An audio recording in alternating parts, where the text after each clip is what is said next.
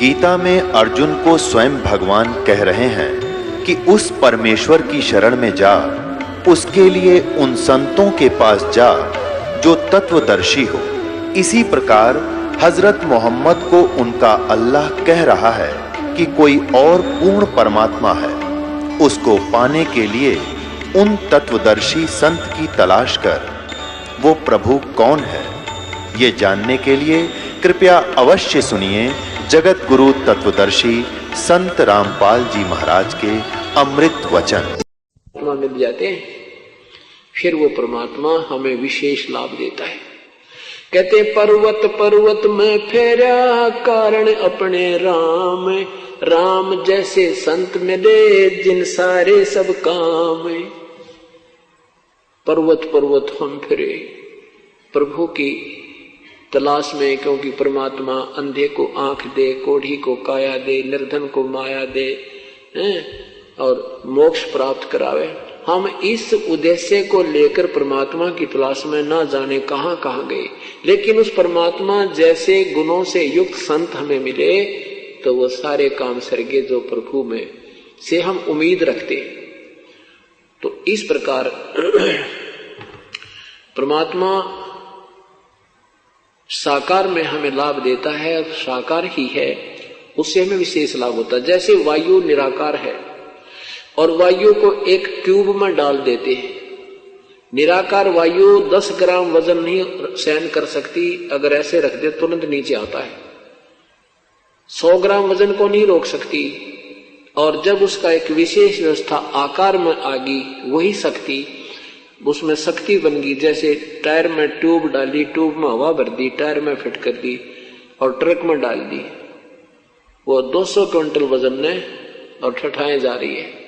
तो वो वही जो वायु अब उसका आकार बना, आकार माने से उसकी मर्यादा बनी, और फिर वो कितने वजन को उस हवा ने उठा रखा है। ऐसे ही ये हमारी एक ट्यूब है, इसमें हम राम नाम की वो हवा भरेंगे, उस शक्ति की हवा भरेंगे, तो इसमें वह शक्ति आ जाएगी और हमें हमारे सारे काम को वो ऐसे सारेगी जो हम 10 ग्राम भी नहीं, हम कुछ भी काम नहीं कर सकते थे। फिर वो परमेश्वर की जो शक्ति है, भक्ति की शक्ति हमारे इसमें प्रवेश करेगी इस साकार शरीर में, तो फिर वो बहुत लाभ देगी। ऐसे ही परमात्मा की स्थिति समझने में हमें राहत मिलेगी। परमात्मा साकार है, हमें दिखाई क्यों नहीं देता? जैसे सूरज के आगे बदरा ऐसे करुम छयारे, प्रेम की पवन करे चितमंजन जल के तेज नयारे। जैसे सूरज के आगे बदरा माने बादल, जैसे सूर्य के सामने बादल आ जाते हैं, सूर्य अदृश्य हो जाता है, अंधेरा छा जाता है, रात्रि जैसा लगता है, लेकिन सूर्य की स्थिति समाप्त नहीं है, क्योंकि बादलों ने उसके प्रकाश और हमारे बीच में एक बाधा डाल दी। तेज हवा चली, वो बादल इधर उधर हो गए और सूर्य का प्रकाश हमारे ऊपर ज्यों का तो विद्यमान सूर्य हमें दृष्टिगोचर हो रहा है। ऐसे हमारे अंतःकरण में और परमात्मा के बीच में और हमारी आत्मा के बीच में हमारे पाप कर्मों की एक मोटी दीवार होगी। तो वह कैसे कटेगी? प्रेम की पवन करे चित मंजन जल के तेज नयारे। प्रेम की पवन, भक्ति करेंगे, साधना करोगे, दान करोगे, आप में विनम्रता आएगी, अंदर से परमात्मा का प्यार उपजेगा, और जब हमारा रोना आया करेगा प्रभु के लिए, इसकी जरा से जिक्र चलते ही आत्मा फूट फूट कर रोया करेगी, तो वो हमारे पाप निकल रहे हैं, वो प्रेम की पवन चल पड़ी, और एक दिन वो हमारे पाप का बादल हट जाएंगे, तो परमात्मा हमें साक्षात दिखाई देने लग जाएंगे। प्रेम की पवन करे चितमंजन, वो झलके तेज नयारे, उस परमात्मा का न्यारा ही नूर दिखाई देगा, प्रभु का शरीर दिखाई देगा, हमें उसका आभास होने लगेगा। तो उससे योग्य होने के लिए क्रियाएं कौन कौन सी हैं, ये आपको बताई जा रही हैं। जैसे रोगी को डॉक्टर कई प्रकार की गोलियां देता है, कोई पीने की दवाई है, कोई कैप्सूल है, कोई इंजेक्शन लगाता है, तो हमने वो सारे ही ट्रीटमेंट विधिवत करना होता है, जिससे हम शीघ्र आरोग्य हो जाते हैं। ठीक इसी प्रकार हम जन्म मृत्यु के रोग से पीड़ित हैं, और इसमें हमें काफी मेडिसिन की आवश्यकता पड़ती है, अर्थात प्रभु की भक्ति कई प्रकार से करनी होती है। जैसे सुबह का नित्यनेम मंत्र जाप, प्रथम मंत्र जाप, द्वितीय मंत्र जाप, दोपहर के बाद रमैणी, शाम की संध्या आरती, सत्संग में सेवा, दान करना, सिमरण सतनाम का सिमरण, फिर सारनाम मिलेगा। ये सारी की सारी क्रियाएं करके हम स्वस्थ होंगे, अर्थात परमात्मा प्राप्त करने योग्य होंगे। जन्म मृत्यु के रोग से हम मुक्त हो जाएंगे। अब जो साधनाएं हम सुना करते थे, ऋषियों संतों को देखा करते थे, कैसे कैसे वो साधना करते थे, कोई कुछ करता है, कोई कैसे साधना बताते थे, कोई ऊपर ने पैर करके, कोई धूने लाके, कोई किसी प्रकार से कर रहा है, कोई किसी प्रकार से कर रहा था, तो वो साधनाएं ठीक नहीं थी। वो साधनाएं मनमुखी थी जो हमारे, और ये सब काल ने हमारे ऊपर जाल फैला रखा है, इसको सतमार्ग पर नहीं लगने देता प्राणी को। इस वास्तविक विधि न प्राप्त होने से संतों और पंथों की कैसी दुर्गतियां रही। आदनी गरीबदास साहिब की अमरवाणी तर्क माया का ग्रंथ तर्कवेदी आपको सुनाते हैं। पांडे वेद पढ़े क्या होई, गट अंदर की खबर न जाने, दौरा लूटे तो ही। एक गुदरी एक धागा, पांच तरंग भी ना बागा, हाड चाम का सकल पसारा, सब गट एक बोलन हारा। ब्रह्म वेद भूलो मत को, सब गट एक गुद्दा लोहू। भगद्वार सब आवे जाही, ऊंच नीच कहां भिन्न बताही। आपको माया का ग्रंथ सुनाते हैं। ब्रह्म जोगनी जालम दूती, सुर नर मुनि जन खाए बेगूती। दोनों दीन चले दे धाई, सठ दर्शन को ठोर न पाई। ये सठ दर्शनी साधु कहते हैं इनको, इनका कितने ठिकाना कोई ना। इस माया क्या चीज है कि गंगा में माया पानी बन गई स्नान करने। जैसे आपने सुबह सुना था कि एक महाकुंभ पर्व के ऊपर स्नान करने में के लिए दो गुटों में, संतों के दो ग्रुपों में झगड़ा हो गया, वहां आपस में कट मरे। तो वहां माया ने उस गंगा के पानी का रूप धारण कर लिया। वहां वो गंगा का पानी माया बन गई, अर्थात वो जाल बन गया, उनके विनाश का कारण बन गया। प्रथम स्नान करने के ऊपर ही वो विनाश कर बैठे। क्या बताते हैं? तो ऐसे इस माया ने जैसे मान बढ़ाई, ये भी माया है। और सिद्धि जिसमें आ गई वो सिद्धि भी माया है। जैसे दुर्वासा जी में सिद्धि आ गई, वांडी पाक गया और विनाश कर दिया कौरवों को, उनको यादों को श्राप दे दिया, उनका सर्वनाश हो गया। चुनक ऋषि जी ने सिद्धि की, वो माया उसके पास होगी, वो धन हो गया उसका, वो माया होगी। उसने बेहतरक्षोणी सेना का मानधाता चक्रवर्ती की राजा की बेहतरक्षोणी सेना का विनाश कर दिया। तो यहाँ क्या बताते हैं कि ये माया इस जीव को सतमार्ग पर नहीं लगने देती। ये मान बढ़ाई आदि गलत साधनाएं जो हैं, तो इसमें क्या कहते, दोनों दीन चले दे धाई, सठ दर्शन को ठोर न पाई। पंडित पकड़ चौप टैली ने, काजी के सिर बोझे दीने।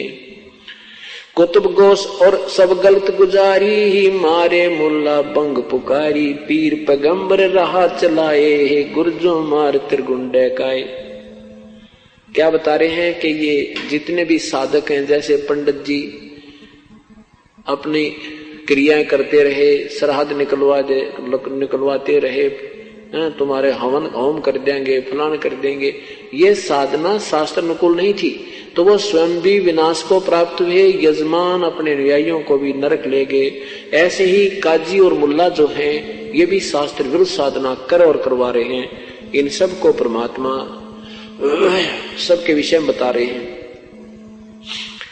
जालम जोगनी ऐसा कीन्या, मोहम्मद का सब मजहब छीन्या। नेम नमाज करें थे रोजा, जिनके कहीं न पाए खोजा। जैसे नेम नमाज, नेम होते नित नेम जो करे हैं, जैसे गीता जी का नित पाठ करना, उधर से 5 बार नमाज करने वाले कहते हैं ये कहीं स्वर्ग पुर्ग में नहीं पहुंचते, इनकी किताब खोज भी ना पाती, ये अपने मन में अपने आप प्रसन्न है, लेकिन ये शास्त्र विरुद्ध साधना होने से ठीक नहीं है। नेम नमाज करें थे रोजा, जिनके कहीं न पाए खोजा। मारे विरक्त ब्रह्म आचारी, धाम पुजाए सिर देखारी। ये धाम पूजनीय भी कहते, इनके ऊपर भी भार है, ये मुक्त नहीं होते। जिन सिर जटा बहुत थी लंबी, मारे नागा मुनियर बम्बी। चुंडत मुंडित सबे सिंघारे, जो धूमी 5 लगावत हारे। क्या बताते हैं कि जिनके सिर पर लंबी लंबी बाल थे, ये ऋषि महर्षि दिखे बड़े बड़े हैं, और जिन्होंने या घोटम घोट करा रखा, कभी बाल कटवा के बिल्कुल कोरा कचकोल कटा रखा। कहते इस तरीके से भगवान नहीं मिलता।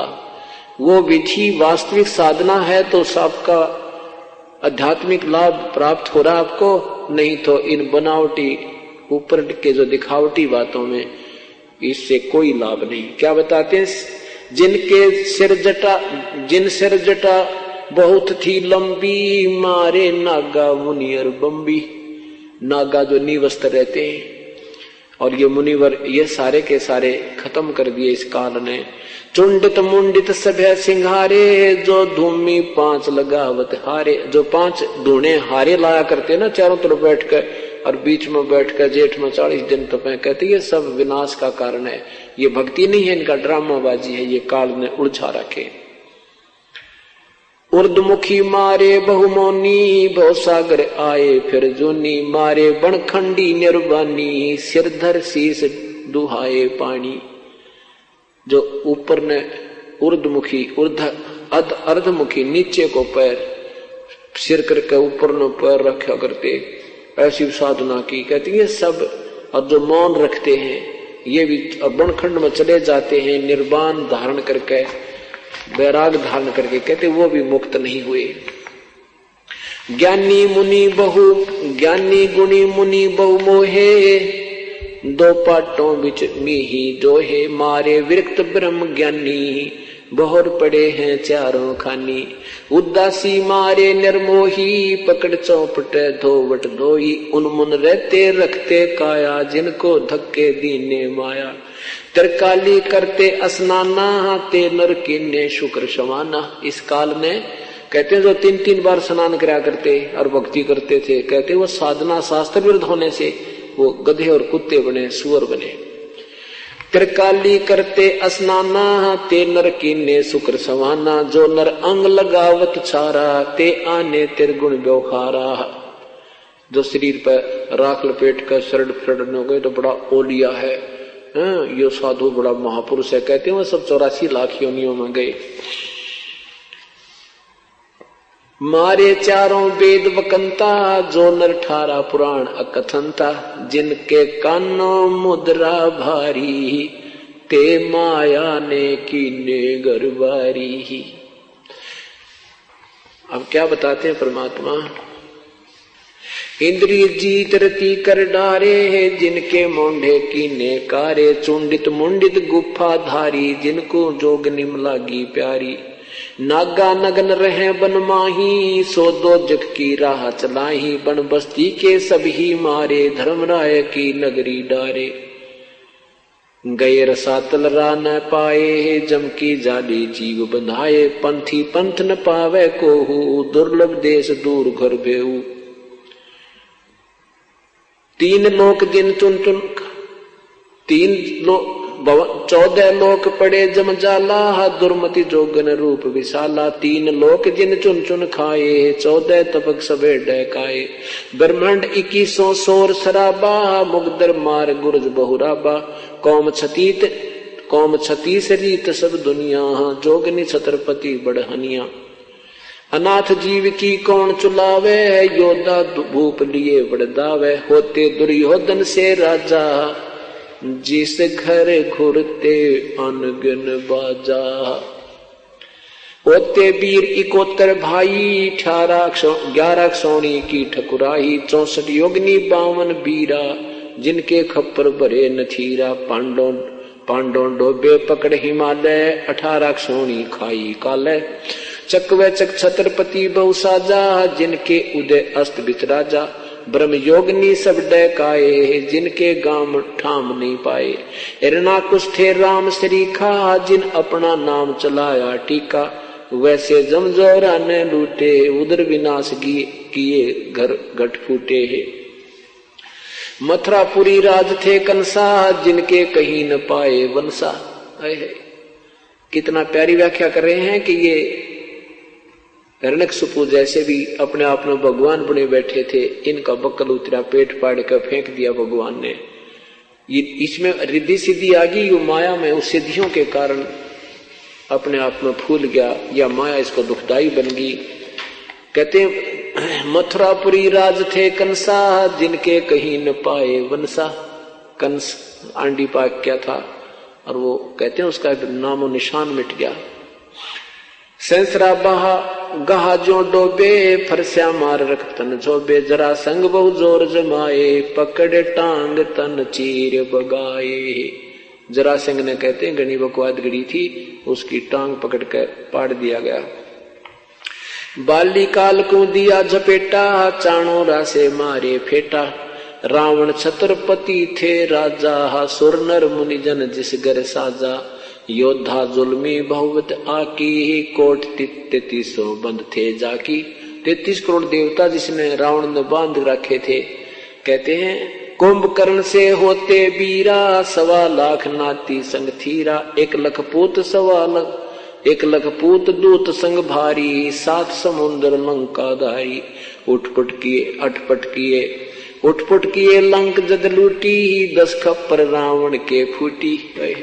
कहते हैं कितना अपने आप में महापुरुष मान रहा था, अपने जैसा योद्धा नहीं मांगना था, नहीं कहता मेरे 1 लाख बेटे, 1.25 लाख मेरे रिश्तेदार, इतनी सेना मेरे पास है, मेरा कौन क्या बिगाड़ देगा। 33 करोड़ देवताओं को बांध रखा था, और उस माया में वो फूल गया। तो कहते हैं उसकी के बनी उसकी गिला। कुंभकर्ण से अटपट किए लंक जद लूटी, 10 खप्पर रावण के फूटे। अटपट किया, कैसा कारण बनाया कि सीता का अपहरण करने का मन में आया। उधर से वह स्वरूपण खा गई जंगल में, उसने लक्ष्मण ने उसकी नाक काट दी। देख काल ने कहा क्यों कर चैन से नहीं जीने देता किसी को। पहले वनवास करवाया भगवान श्री राम को, और फिर जंगल में भी चैन से नहीं हुआ, वो दूतनी भेज दी स्वरूपण खा। वो लक्ष्मण से शादी करने को कहने लगी, लक्ष्मण वो नहीं मानी तो उसकी नाक काट दी। अब अपनी बहन की नाक का बदला लेने के लिए रावण में के अंदर हवा भर दी काल ने, वो सीता उठा लिया। और फिर कहते हैं यह अटपट कर और लंक सब लूटी, ये अटपट करके काल ने वो सत्यानाश करवा दिया उसका। अटपट की ये लंक जद लूटी, 10 खप्पर रावण के फूटी। वो 10 मस्तक थे रावण के, 10 शीश भी काट दिए, अर्थात उसका विनाश को प्राप्त हुआ। फिर क्या बताते हैं, कृष्ण गुरु दुर्वासा लूटे, मनसा भवर कुचों पर छूटे, श्रृंगी ऋषि को सार चबाए, नारद पूत 72 जाए, काम देव दग दे बहुगाता, पारा ऋषि पुत्री संगराता। काल में कैसा बकलता रहे सभी का, कैसे कृष्ण गुरु दुर्वासा लूटे, मनसा भवर कुचों पर छूटे। क्या बताते हैं कि दुर्वासा ऋषि बहुत अच्छे साधक रहे हैं, और यहाँ मृत लोक से वो बिल्कुल अपने आप को ब्रह्मचारी सिद्ध करके चले गए। ये क्या है कि ये ऊपर तो एक कांचली है अपने, या एक जैसे सर्प के ऊपर कंचली होती है, तो या तो एक कांचली है ये शरीर, इसके अंदर ज्यों का तो शरीर एक और रहता है जब तक नेक्स्ट जीवन नहीं मिलता, नेक्स्ट कोई दूसरा कोई प्राणी का जीव नहीं शरीर नहीं मिलता, तब तक ये शरीर हमारा ज्यों का तो रहता है। और उस शरीर में ही ये हम भक्ति साधना जो करते हैं उस शरीर को परिपक्व कर देती है। अब जिसमें जितनी कमाई होती है उसी के आधार पर फिर ये ऊपर जाते हैं स्वर्ग में। तो ये दुर्वासा जी वहां स्वर्ग में पहुंच गए। स्वर्ग आपको बताया वो क्या है, वो सबसे ज्यादा बकवाद है स्वर्ग में। वहां से नाचने गाने सारे मीठी मीठी आवाज के सब बकवादे हैं। कहते हैं एक समय एक सभा में ये बैठे थे, देवता लोग, और वहां लड़कियां नाच रही थी। यहां तो ये महर्षि कल आते, वहां जाके ये फिर जो कहते हो उसी सती थी माँ, क्यों ये जीव ही है और जीव में विकार जो कहते हैं, जब तक हमें सत साधना तत्व ज्ञान नहीं प्राप्त होता। तो ये दुर्वासा वहां बैठा था और एक लड़कियां नाच रही थी। तो इसने क्या किया, सिद्धि होती है इन ऋषियों में, इसने एक भंवरे का रूप बना के और उस लड़की की दूधी को काट दिया जो अर्धनग्न थी, और उस लड़की ने हाथ मार दिया। अब कोई हमारे मच्छर लड़े, कोई भेड़ लड़े या कोई ततैया लड़े, भौरा लड़े तो हम हाथ ही मारेंगे। तो उस लड़की ने हाथ मार दिया और वो दुर्वासा जो भौरा बना हुआ था वो जमीन पर पड़ा, पटाखा उठा और फिर खड़ा हो गया और हंसने लगे। जो संत महर्षि बैठे थे वो हंसने लगे कि पड़ा नीचे। तो फिर दुर्वासा बन गया और दुर्वासा बनकर उसको श्राप दे दिया कि तू गधी बनेगी। बताइए भगवान, यहां कहते हैं लठ वाले का राज है। अब वो बेचारी, उसका क्या दोष था, स्वयं बकवाद करी। अब किसी कोई चीज छुएगी, लड़ेगी, डंक मारेगी, हाथ तो अपने स्वाभाविक लगता है। तो वो बिरड़ते भी गुंडा ये दुर्वासा, उसने उसको सिद्धि जिसमें आ जाती है। वो सर्प जैसे होते हैं, ततैये जैसे होते हैं ये संत ऋषि, जरा सा कोई हाथ ला दे उसने श्राप दे देते हैं। इतनी कहते ये माया इस कारण इनको न्योड़ जा दिया। ये लगे थे भगवान प्राप्ति के लिए और बन गई ये एटम बम। तो उस लड़की ने अपना जो दर्द हुआ शरीर को हाथ छुट मारा तो उसी को श्राप दे दिया, तू गधी बनेगी। तो परमात्मा कहते हैं कर ले इनका के करार, फिर आप क्या बनेगा। ये ऐसे कुक्रम करके ये भी 84 लाख योनियों में दुर्वासा जाएगा जब इसकी बैटरी डिस्चार्ज हो जाएगी जो इसने साधना कर रखी है। तो क्या बताते हैं, दुर्वासा कृष्ण गुरु दुर्वासा लूटे, मनसा भंवर कुचों पर छूटे। इसकी इनकी जो गंदी वृत्ति थी उस लड़की की दूधी के ऊपर बकवाद के लिए गई तो उसने हाथ मारा और नीचे गिर गया। तो कहते हैं कृष्ण जी के भगवान विष्णु यानी कृष्ण के गुरु भी दुर्वासा के साथ भी ये व्यवहार हुआ, उसकी भी इतनी गंदी नीयत है। तो यह माया कहते हैं यो काल किसने बख्शेगा। क्या बताते हैं, श्रृंगी ऋषि को सार चबाए, नारद पूत बहतर जाए, कामदेव दगदे बहुगाता, पारा ऋषि पुत्री संगराता। इन महापुरुषों की हिस्ट्री खोला गरीबदास भगवान, गरीबदास साहिब जी कि ये तुम क्या मानते थे, ये थे क्या अंदर से। क्या बताते हैं कि श्रृंगी ऋषि को सार चबाए, एक श्रृंगी ऋषि थे, साधना करने के लिए जंगल में बैठ गए। ये मनमुखी साधकों के लक्षण बताते हैं। शास्त्र विधि को त्याग कर जो मनमानी पूजा करते हैं, बहुत ये क्या करते थे कि अभी भक्ति करेंगे उससे पहले शरीर को साध लेते ताकि कम आहार की आवश्यकता पड़े, कम व्यवहार की आवश्यकता। इस प्रकार काफी एक प्राणायाम आदि करके एक नाभि के पास, नाभि जो अपनी सूंडी है, इस नाभि है, नाभि के सब नाड़ियां नाभि से संबंधित हैं और इन नाड़ियों के नाभि की नाड़ियों को एक नाड़ी और है, इसको नागनी बोलते हैं, नागफनी। उस नाड़ी ने इस नाभि की सभी नाड़ियों को ऐसे लपेटा ला रखा है जैसे सर्प लगा दिया करे, और उसने उसके ऐसे ढाई लपेटे हैं और वह शेष वो नागनी वो ऐसे एक आंतड़ी है नाग जैसे फुन वाली, उसकी 2 फुन है, वो ऐसे रहती है। और जो हमारे शरीर में एक अमृत बनता है वो अमृत को पीती है और श्वास से खड़ी रहती है। तो ये प्रणाम कर करके क्या करते हैं, उस नागनी को ढीला कर लेते हैं। प्रणाम कर करके वो नागनी को जो है ना मुरझा जाती है और वो अमृत जो है शरीर में प्रवेश करने लग जाता है। हमारी ये तालू है, तालू के ऊपर एक जैसे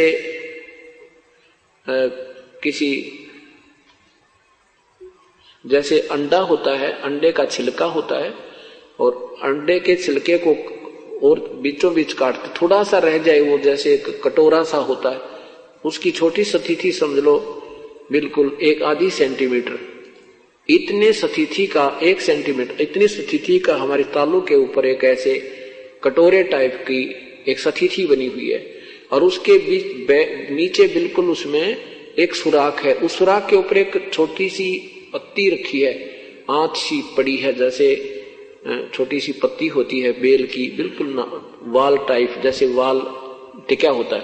तो इस तालु का अभ्यास करने से, ऐसे जो खेचड़ी मुद्रा लगाते हैं, तो उससे क्या होता है कि वो जरा सा तालु उसके जो उस अमृत को रोके हुए होता है, वो थोड़ा सा खिसक जाता है, वो फिर नीचे आता है, नीचे आकर के फिर ये नाभि पर आता है।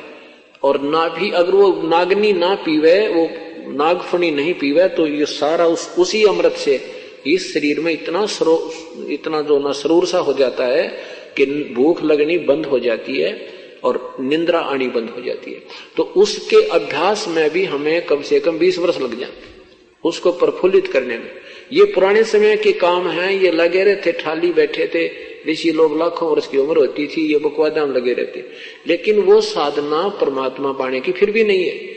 वो तो साधना शास्त्र विरुद्ध है, और शास्त्र अनुकूल साधना बिल्कुल सिंपल सी है, ये नहीं करनी थी। फिर भी उन ऋषियों को जिन्होंने शास्त्र विरुद्ध साधना की और इस माया ने, काल के जाल ने कुकर भरमा दिए, तो उस श्रृंगी ऋषि ने अभ्यास कर लिया अल्प आहार करने का।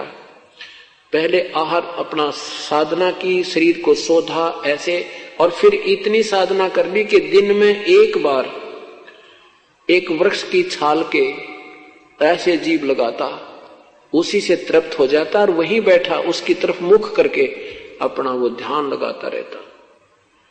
एक दिन वो श्रृंगी ऋषि अयोध्या के पास आ गया।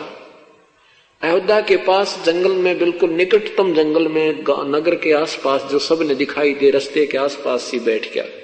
सारे अयोध्या नगरी में एक चर्चा का विषय होगा कि ऐसा साधु आया है, 1 महीना हो गया है, बिल्कुल आहार नहीं करता, एक बार वृक्ष के छाल के ऐसे जीभ से चाटता है, सारा दिन ऐसे बैठा रहता है। बहुत चर्चा का विषय हुआ, लोग देखने गए, जवान अवस्था थी, सुंदर शरीर ज्यों का त्यों, और आहार कुछ नहीं कर रहा, तो बहुत ज्यादा प्रभावित लोग हो गए। राजा दशरथ की बेटी शांता, जो श्री रामचंद्र से बड़ी थी, रामचंद्र हर तो फिर बाद में हुए हैं, बहुत बाद में, वो शांता जो है जवान थी, उसके बाद कोई पुत्र नहीं था, कौशल्या की पुत्री थी वो। उसके बाद राजा को कोई संतान नहीं थी, तो इकलौती पुत्री थी। इकलौता बच्चा ज्यादा ही लाडला होता है, तो वो लड़की अन्य सहेलियों के साथ उस ऋषि को देखने गई। शांता उस ऋषि को देख करके उस पर आसक्त होगी। उसने किसी संत से, ऋषि से, अन्य ऋषि से पूछा कि ये संत कैसे आंखें खोले, कैसे ये संसार व्यवहार में यानी देखे, हमारी तरफ संसार को देखे। तो उस ऋषि ने बताया कि जहां वो जीवा लगाता है वहां पर थोड़ा सा शहद लगा देना। अब राजा की लड़की ने कौन टोके, राजा की लड़की ने जाकर के जहां वो जीभा लगाता था दिन में एक बार, उसके वहां थोड़ा सा शहद लगा दिया वृक्ष के। अब पहले ऋषि एक बार जीभा लगाता था, उस दिन 3 बार लगाई उसने, आनंद से आया, वो शहद अंदर गया, अगले दिन फिर लगा दी, तीसरे दिन ऋषि ने आंखें खोल ली और शांता खीर बनाकर लेके पी थी। कहने का भाव ये है कि ऋषि फिर आहार करने लग गया। फिर ऋषि, अब शांता उस ऋषि के साथ चली गई। कहने का भाव उन्होंने अपना शादी कर ली और राजा दशरथ की इच्छा के विरुद्ध कर ली। तो राजा दशरथ ने किसी अन्य राजा से कहा कि हम क्षत्रिय हैं, ये ब्राह्मण है और हमारी इसमें इंसल्ट होती है, आप इसको गोद ले लो, लड़की को आप शादी कर देना।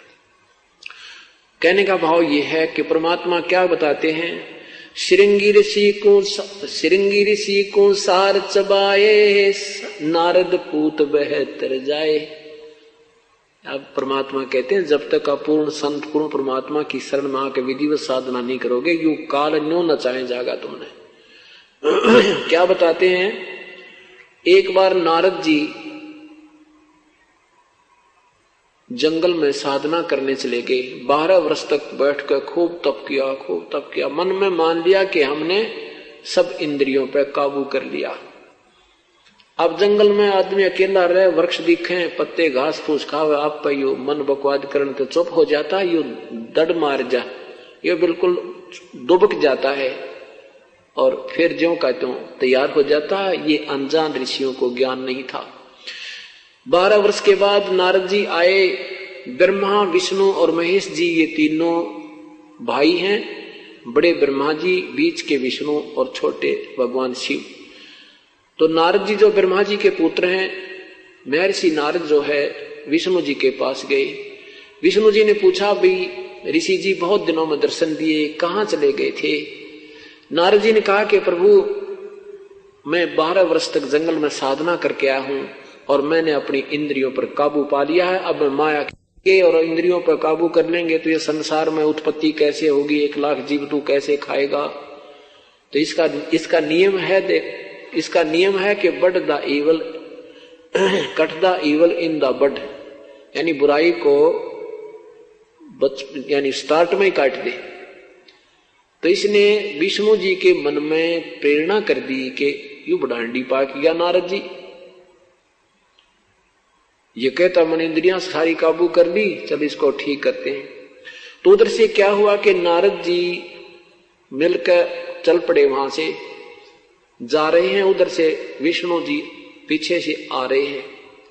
नारद जी ने पूछा, कहां जा रहे हो प्रभु? हाँ, कहां जा रहे हो प्रभु? कि भाई मैं इधर जाना है, इस लोक में घूम के आऊंगा, आप चलोगे मेरे साथ? नारद जी कहने लगे, मैं तो थाली हूं, आपके साथ ही चल पड़ता हूं, आपकी आज्ञा हो तो। विष्णु जी कहने लगे, आ जाओ मेरे साथ आ जाओ। तो चलते चलते एक दरिया के साथ जा रहे हैं, दरिया के साथ साथ चल रहे हैं।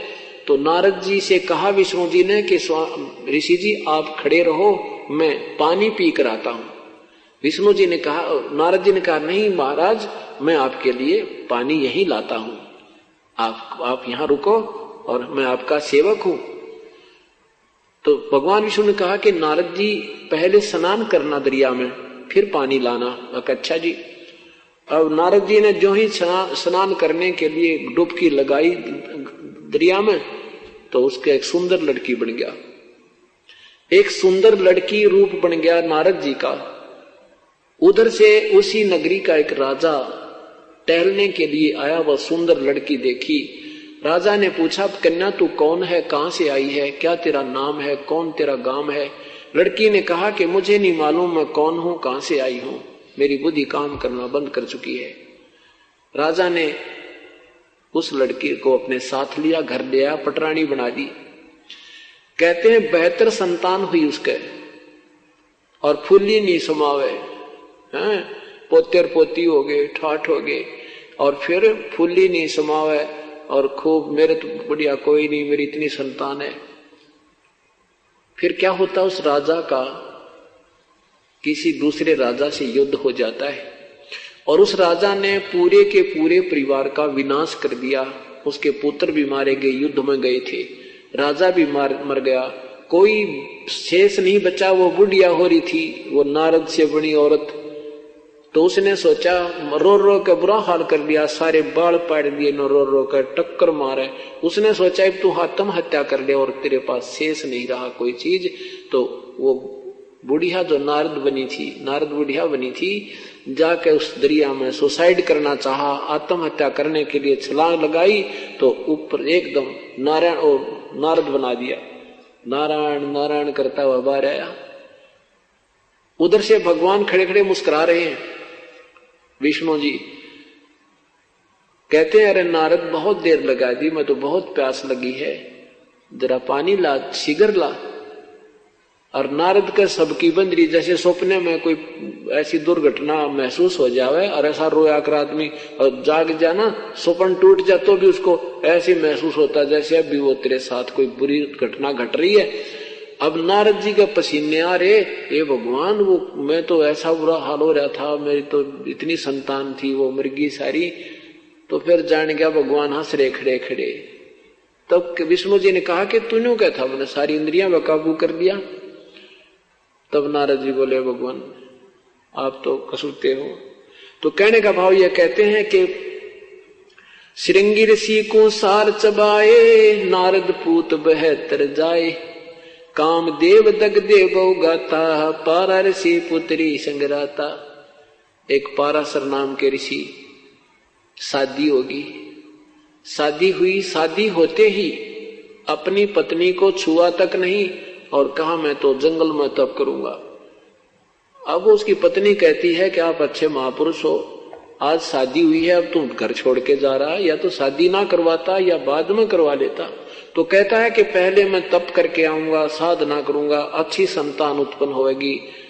ये करके बहाना चल पड़ा। तो फिर कहा कि मैं जब कुछ साधना कर लूंगा तेरे पास बीज शक्ति भेज दूंगा, तुझे गर्व रहेगा। अपारा ऋषि ने 10 वर्ष 11 वर्ष साधना की, एक कव्य को अपनी बीज शक्ति दे दी कि तू ले जाकर मेरी पत्नी को देना। एक सिद्धि होती है। वो कौवा उसको एक पत्ते में लिए हुए आ रहा था और एक दरिया के ऊपर से जा रहा था। कौवे के मुख से वो पत्ता छूट गया और वो शक्ति जो है एक मछली ने खा ली। उस मछली के अंदर एक लड़की बन गई। वो लड़की को एक धीमर ने, मछियारे ने, और वो बोटिंग का भी काम करता था, नाविक ने, वो मछली धीरे धीरे काटी। उसको पता होता है उनको कि इसमें कोई वस्तु मिल जाती है। तो उसमें एक लड़की, बिल्कुल लड़की पाई और उसका फिर उसने अपनी पुत्री की तरह उसकी परवरिश की। जब वो लड़की 12-13 वर्ष की होगी, एक वर्ष के बाद उसने 2 वर्ष के बाद वो भी शक्ति भेज दी। तो जब वो लड़की 13-14 वर्ष की होगी, उधर से ऋषि अपनी साधना करके वापस आ रहा है। उस दरिया के किनारे आके खड़ा हो जाता पाराशर ऋषि। उस समय वो लड़की जो है, जो पाराशर ऋषि की ही बेटी समझो, जो उसी के बीज शक्ति से मछली के अंदर उत्पन्न हुई थी, वो लड़की अपने मछियारे पिता की रोटी लेकर आई हुई थी, वो नाविक की, मल्लाह की, और वो मल्लाह रोटी खा रहा था। पाराशर ऋषि आया, उसने कहा कि मल्लाह मुझे पार करो, शीघ्र जाना है।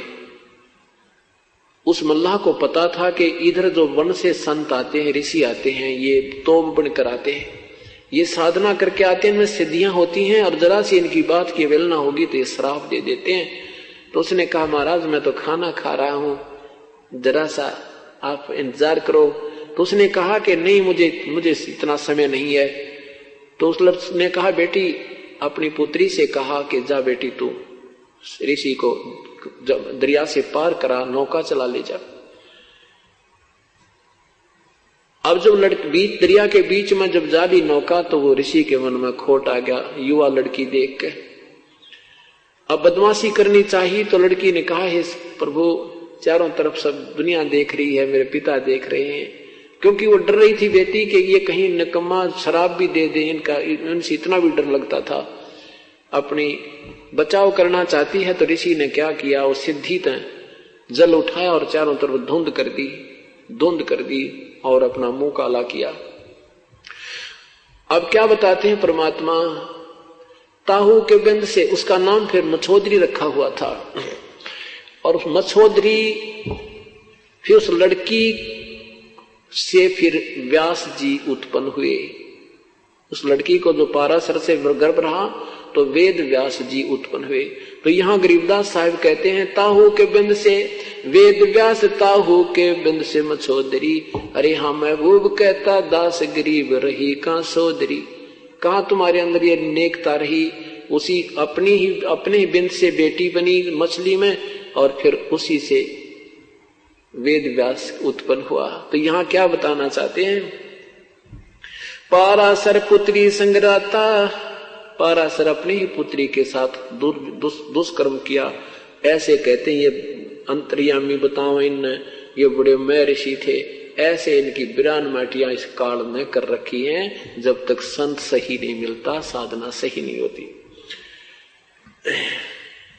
कामदेव दगदे बहु गाता, पारा ऋषि पुत्री संगराता। उदालक मुनि ऐसा कीना, जिन जोगनी संग संगम कीना। रामचंद्र होते अवतारी, जिनकी दूतर ले गया नारी।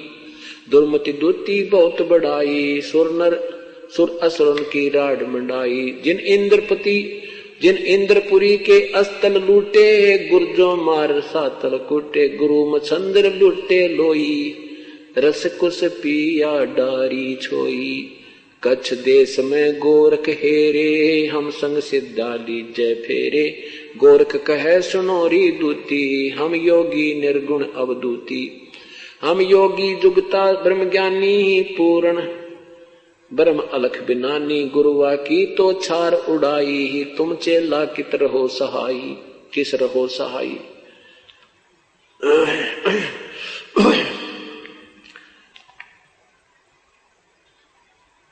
उल्टा बिंद चला हूं पारा, हम योगी पूर्ण करतारा। यग रची जद पांडो, यग रची जद पांडो, जब यग रची जब पंडो राजा, नौ नाथो नहीं नादू बाजा।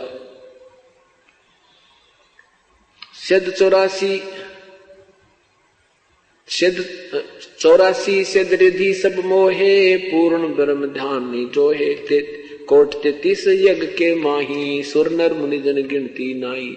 56 कोट जहां थे या 56 कोट जहां थे जादो, जिनसे नहीं बाजा नादो। अरबों वक्ता वेद उचारी, ना यज्ञ भाई यज्ञ संपूर्ण सारी। सठ दर्शन की गिनती नाही, अनाथ जीव जी में वो माही।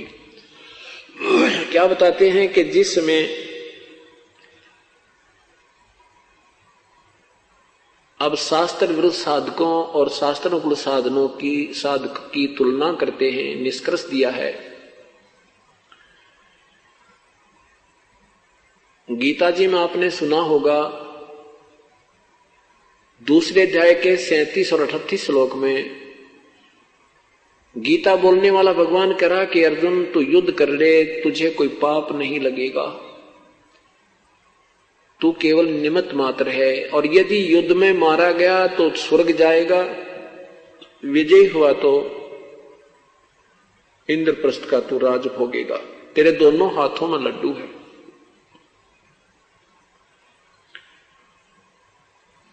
अब फिर क्या होता है कि युद्ध में पांडव विजयी होते हैं, कौरव पराजित हो जाते हैं, विनाश हो जाता है। राजगद्दी पर युधिष्ठिर को बैठा दिया जाता है। युधिष्ठिर जी को बुरे बुरे शोपन आने लग जाते हैं। उसके समाधान के लिए भगवान श्री कृष्ण के पास द्वारका जाते हैं पांचों पांडव, क्योंकि श्री कृष्ण जी पांडव और यादव के गुरु जी थे, धार्मिक गुरु थे, ये नाम उपदेश देते थे। तो कोई समस्या आती है तो अपने गुरुदेव के पास ही जाकर समाधान करवाते हैं। तो भगवान श्री कृष्ण ने कहा कि जो तुम्हें सौपन आ रहे हैं युधिष्ठिर जी को, इस कारण से आ रहे हैं कि तुमने महाभारत में जो पाप किए हैं वो तुम्हें दुखदाई हो रहे हैं। उसके लिए एक अश्वमेध यज्ञ करो।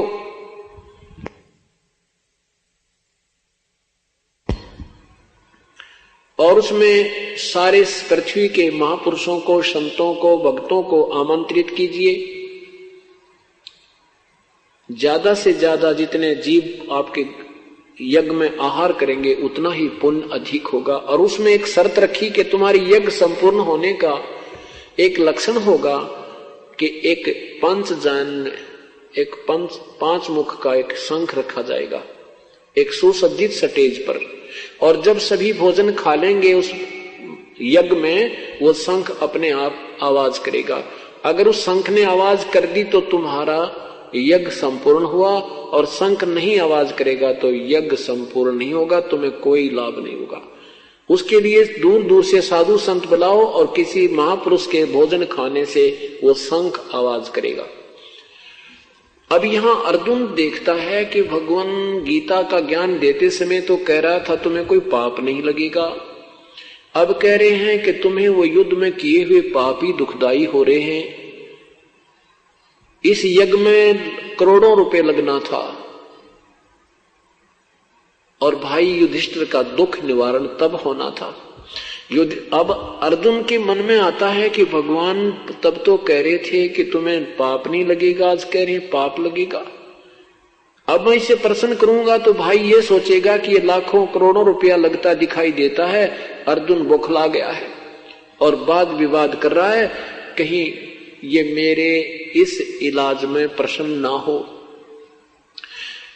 और अर्जुन को पता था कि युधिष्ठिर ऐसी नेक आत्मा है, अगर इसको जरा भी आभास हो गया कि मैं ये प्रसन्न करूंगा और ये महसूस कर जाएगा कि पैसे लगते दिखें, इसलिए ये भगवान से वाद विवाद कर रहा है, तो वो चुप हो गया कि मैं अब नहीं बोलता। अब अगर मैं पूछूंगा कि आप क्या कह रहे थे कि आप तुम्हें पाप नहीं लगेंगे, आप कह रहे हो वो पाप तुम्हें लगे, जबकि मैं युद्ध से मना कर रहा था। अर्जुन नहीं बोला, सब्र किया, संतोष किया, अपने मन को मार लिया, चुप हो गया और कहा प्रभु जैसे तुम कहोगे ऐसा ही होगा।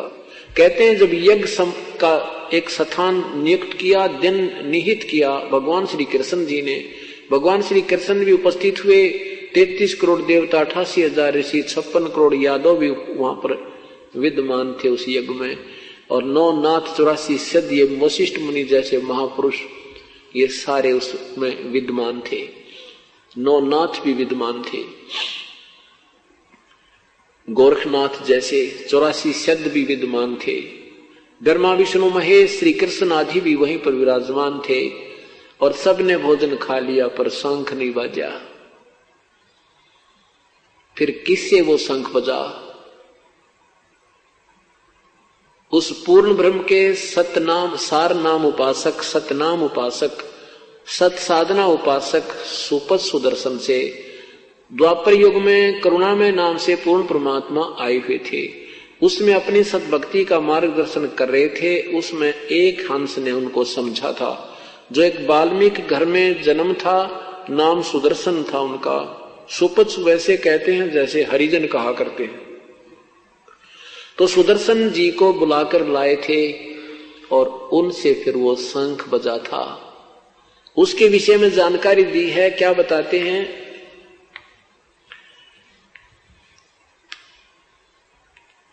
यज्ञ रची जब पांडव राजा, नो नाथों ने नादू बजा। यज्ञ रची, अश्वमेघ यज्ञ जब रची उन पांडु राजाओं ने, तो 9 नाथों से भी वो शंख नहीं बाजा, आवाज नहीं की शंख ने। यज्ञ रची जद पांडव राजा, 9 नाथों ने नादू बाजा। 84 सिद्ध रिद्धि सब मोहे, पूर्ण ब्रह्म ध्यान नहीं जोए। ये 84 सिद्ध भी सिद्धि शादी में लगे रहे, 33 करोड़ देवता भी शास्त्र में साधना करते रहे, उस पूर्ण परमात्मा की साधना नहीं कर पाए, तत्वदर्शी संत नहीं मिला। कोट 33 यज्ञ के माही, सुर नर मुनि जन गिनती नाही। 33 करोड़ देवता भी यज्ञ मारे थे, जिन देवताओं की हम पूजा करके प्रसन्न रहते हैं। कहते हैं वो 33 करोड़ योद्धा देवता भी वहां पर उस यज्ञ में उपस्थित थे, परंतु शंख नहीं बजा उनसे। 56 कोट जहां 33 कोट यज्ञ के माही, सुर नर मुनि जन गिनती नाही। 56 कोट जहां थे यादव,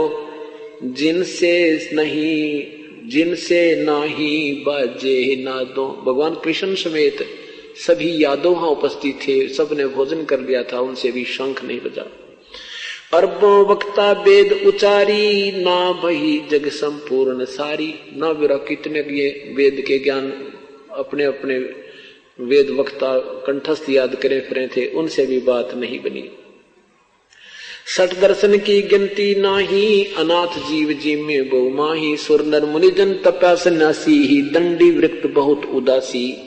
काम धेनु कल्प वृक्षी लाए, 3 लोक के सुर नर आए। 5 पांडव कृष्ण श्री राह, जिनसे यज्ञ भई नहीं थी राह। 5 पांडव भी और कृष्ण भी वहीं पर बैठे थे, उनसे भी यज्ञ नहीं संपूर्ण हुई, उनसे भी शंख नहीं बाजा। तो क्या बताते हैं? एक बाल्मीक नीचे कुल साधु, जिन शंख पचायन पूरे नादू। कितनी प्यारी बात कह दी, निष्कर्ष दे दिया इस पूरे ग्रंथ का, पूरे इस अंग का। एक बाल्मीक नीचे कुल साधु, जिन शंख पचायन पूरे नादू। उस सुपथ सुदर्शन नाम के एक छोटी, जिसको तुम छोटा कुल कहते हो, नीचा कुल कहते हो, लेकिन परमात्मा की दृष्टि में ऊंच नीच नहीं है। अब जो ब्राह्मण लोग 88,000 ऋषि वहां विद्यमान थे। और वहां कहते हैं उस एक बाल्मीक भंगी के घर में जन्म जिसका था, उस सुदर्शन ने वो सत साधना कर रखी थी, उससे वो शंख बजा। एक वाल्मीक नीचे कुल साधु, वो वाल्मीकि ने जिसने रामायण लिखी थी नहीं, उसके बाद तो वाल्मीकि एक जाति परंपरा बन गई थी। उस वंश में ये वाल्मीकि सुदर्शन नाम के एक पुण्यात्मा जन्मी थी, जो परमात्मा की सत भक्ति करके और उच्च यानी अमर हुए थे। वही एक वाल्मीकि नीचे कुल साधु, जिन शंख पचायन पूरे नादू। ये और गिणो माया के पूता, ब्रह्म योगनी सब ही दूता। कहते हैं और गिणो माया के पूता, ये जितने भी हैं, ये और जितने भी माया के पूता यानी सिद्धि पिद्धि प्राप्त करके प्रभु बने बैठे थे, ये बाकी तो माया के पुत्र हैं और पूर्ण इनके पास वास्तविक साधना नहीं थी।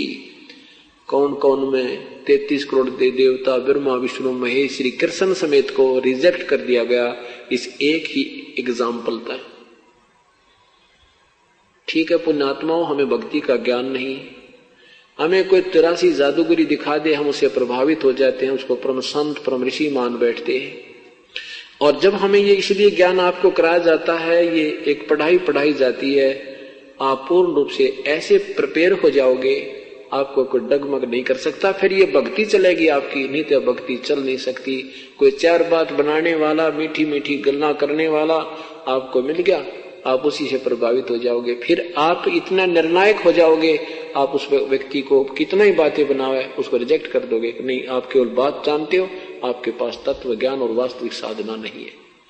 तो फिर ये मन सीधा सा अपना भक्ति पर लगा रहेगा।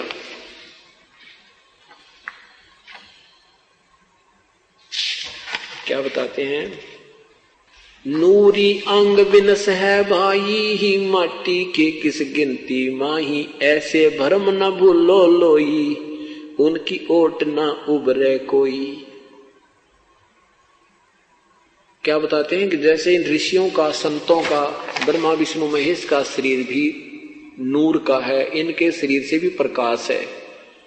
अब जैसे प्रारंभ किया था कि सत्य चित आनंद, सत्य चित आनंद माने सचिदानंद। जैसे मूल कमल में गणेश जी है और गणेश जी का शरीर है, और गणेश जी के शरीर से भी प्रकाश निकल रहा है, तेजों में शरीर है, नूर का शरीर है। और इस इनके शरीर को अगर ओरिजिनल शरीर को देख ले तो आपकी आंखें फट जाएं, इतने अच्छे लगेंगे वो शरीर में, इतना सुंदर। जैसे अभी हम किसी सुंदर शरीर को देखते हैं, कोई सुंदर वस्तु देखते हैं, कोई अच्छी नई कार देख लेते हैं, उसकी तरफ ध्यान से देखते ही रह जाते हैं। तो ऐसे हमारा प्रभावित है आत्मा उस सुंदरता को देखने के लिए, क्योंकि वो वास्तविक सुंदरता जिसको हम यहाँ देखते हैं, किसी वस्तु में देखते हैं, कोई अच्छा गाड़ी को सुंदर देखकर प्रभावित हो जाते हैं, किसी और चीज को देखकर हम प्रभावित होते हैं, तो वो जो सुंदरता है उस परमात्मा में है सारी, वो पूर्ण परमात्मा में वो सच्चित आनंद है। अब जैसे श्री गणेश जी का अगर तुम शरीर देख लो, जो मूल कमल में आपकी दृष्टि कभी चली जा, तो आपकी आत्मा वापस नहीं आ सकती वहां से, इतना अट्रैक्शन हो जाता। क्योंकि हम तो पतंग हैं और वो एक उनमें आकर्षण है, और हमने उस रोशनी की आवश्यकता, उस परमात्मा का जो शरीर हमने देख रखा है, आज हम उसको ढूंढ रहे हैं। अब हमने जो कुछ भी दिखाई देती है, हमें वही दिखता है कि शायद ये भगवान ना हो जिसे हम छोड़ के आए थे, जिसको हम देख देख कर प्रसन्न रहा करते थे। ये पतंग जो दीपक पर गिरते हैं, ये इसलिए गिरते हैं कि शायद ये भगवान है जिसकी हमने तलाश है, जिसको हम तो त्याग आए थे, और वो जलते ही मर जाते हैं। तो ऐसे परमात्मा हमें याद दिला। तो ऐसे ही इन सबका नूर है, इनके शरीर में प्रकाश है, तेजों में शरीर है, इनका नूर का शरीर है। विष्णु जी का, ब्रह्मा जी का, शिव जी का, इनका एक जैसे वाट का शरीर है, इनके शरीर से भी प्रकाश है, इनका लोक भी प्रकाश में है, इनके लोक से भी प्रकाशित है, यानी इनका लोक में भी प्रकाश है, हीरे में प्रकाश होता है, ऐसे इनके शरीर में प्रकाश है। तो ये नादान संत ना तो कहीं पहुंचे हैंगे, देख लेते। एक तो कमल ऊपर से देखा जाता, अंदर जब दृष्टि जाती है ऊपर से कमल दिखाई देगा, उसमें पंखड़ियां दिखेंगी, उसकी पंखड़ियों के बीच में एक सुई की नोक टिक है, इतना निशान है, और उसमें एक बहुत जोर की रोशनी जाएगी, वो रोशनी के साथ आत्मा उसमें प्रवेश कर जाएगी, जिसकी वो इतनी साधना होगी कि वो कमल खुल जाए, खिलकर खुल जाए। खिलता है ऐसे जैसे वो बंद पड़ी है अंतड़ियां इस रीढ़ की हड्डी के अंदर जो और के बाहर अंदर की तरफ ये कमल हमारे बने हैं आंतड़ियां से, ये ऐसे लटक रही हैं। अब ये साधना करने से ऐसे ऐसे खिल जाएंगी। उन खिलने के बाद उस कमल के बीच में एक रोशनी सी नजर आएगी, उसमें ये आत्मा अट्रैक्ट हो जाएगी और फिर उसके अंदर घुस जाएगी, अंदर जाकर फिर उस लोक को देखेगी। ये भगवान जय, उसमें आत्मा चलेगी, वापस नहीं आ सकती अभी, क्योंकि आप तो बालक हो, आपने कुछ देखा ही नहीं। इसलिए परमात्मा ने ये अंदर जाने का तरीका नहीं आपको दिया, आपको दिया है कि तुम भक्ति करो और इन कमलों में जो तुम्हें लेन देन है आपका यहाँ करके आगे चलो। अगर इसमें चले गए तो वापस नहीं आ सकती, आप में इतनी कमजोर है अभी हमारी आत्मा। तो हम उस नूर को देखकर आकर्षित हो जाते हैं। उसके बाद फिर ब्रह्मा विष्णु महेश, मूल कमल में गणेश जी, स्वाद चक्र में सावित्री ब्रह्मा जी, नाभि कमल में विष्णु और लक्ष्मी जी, हृदय कमल में शिव और पार्वती जी, कंठ कमल में दुर्गा जी और त्रिकुटी कमल में फिर आगे हम चलेंगे, वहां प्रभु पूर्ण परमात्मा अपने वहां पर अलग अलग स्थान पर अलग स्थिति में आपको मिलेगा। फिर सहस्रार कमल में ये ज्योति निरंजन काल ने अपना एक छलावा किया हुआ है, 1000 पतियां छोड़ 1032 ही जग रही हैं, वो आंतड़ी हैं 1000, उनमें से रोशनी निकल रही है प्रत्येक में न्यारी न्यारी, लेकिन वो वास्तव काल ब्रह्म नहीं है, वो ब्रह्म का फैलाया हुआ जाल है। और वहां तक पहुंचने वाले को कुछ क्रेडिट अधिक मिल जाता है, उसको अलग से एक स्वर्ग लोक में महास्वर्ग के अंदर एक अलग स्थान बना रखा है, वहां बहुत लंबे समय तक वो रह जाता है। ऐसे इसने अपनी वो सतिथि बना रखी, जैसे पर्वत पर चढ़ते पर्वतारोही, अब वो वहां डले ढोरे हैं, वहां चढ़ते हैं, उस जो चढ़ जाते हैं उनको सरकार नाम दे देती है, कितने नौकरी लगा देती है, इस करके। ऐसे ये जो साधना है इनका ये फल है। तो क्या बताते हैं, अंदर हम देखेंगे तो हर देव का नूरी शरीर है, उनके शरीर में तेज है। तो जैसे सच्चिदानंद की व्याख्या शुरू की थी, अब वही समाप्त करते हैं कि जब हम ब्रह्मा विष्णु महेश का शरीर देखेंगे वो भी नूर का है, लेकिन उनका नूर ज्यादा नहीं है। गणेश जी का भी शरीर नूरी है, यानी तेजों में है, लेकिन वो शरीर ब्रह्मा विष्णु महेश से कम तेजों में है। और ब्रह्म ज्योति निरंजन का शरीर भी तेजों में है।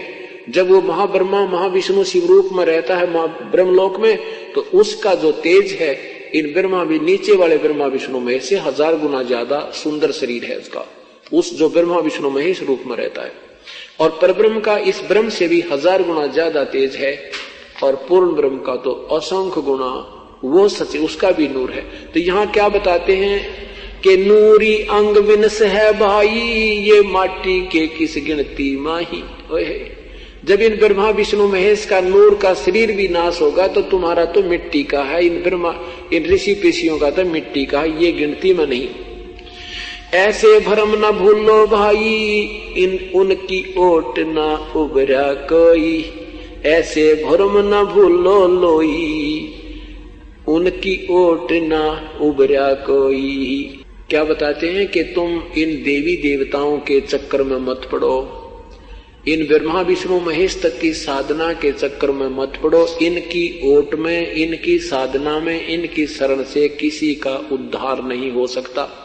और वही पवित्र गीता जी कह रही है 37वें अध्याय के 12 से 15 श्लोक में कि इन तीनों गुणों के द्वारा, ब्रह्मा विष्णु महेश के द्वारा जिनका ज्ञान हरा जा चुका है और ये राक्षस स्वभाव को धारण किए हुए मनुष्यों में नीच दुष्कर्म करने वाले मूर्ख मुझे बिना बजते, अर्थात इनकी साधना ठीक नहीं। और अन्य देवी देवताओं की पूजा, यानी ब्रह्म से अन्य ब्रह्मा विष्णु महेश भी अन्य देवताओं में आते हैं। गीता जी के 7वें अध्याय के 23, 24, 20, 21, 22, 23 में स्पष्ट किया है कि ये मंदबुद्धि लोग, ये बुद्धिहीन लोग इन अन्य देवताओं में इन्हीं से मिलने वाली राहत पर आसक्त रहते हैं। ये इनका इनकी साधना से इनको कोई लाभ नहीं होता, जीवन व्यर्थ होता है। तो यहाँ वही परमात्मा ये सिद्ध कर, आदरणीय गरीबदास साहब सिद्ध करना चाहते हैं कि इन ऐसे कर्म न ऐसे भरम न भूलो लोई, इनकी ओट न उबरे कोई, यादव 56 कोट सिंगारे, करी ठगोरी छिन में मारे। 5 तत्व 3 त्रिगुण की पूनी, आए ब्रह्मा विष्णु महेश्वर जूनी। ये ब्रह्मा विष्णु महेश भी कहते जन्म मृत्यु आए। 8 सिद्धि 9 निधि मन के पोए है, जा पर ब्रह्मा विष्णु महेश्वर रोहे। 9 अवतार पार ना पाए, ब्रह्म योगनी सब डकाए। कृष्ण विष्णु कन्वा भगवाना, ब्रह्म योगनी संग खिलाना।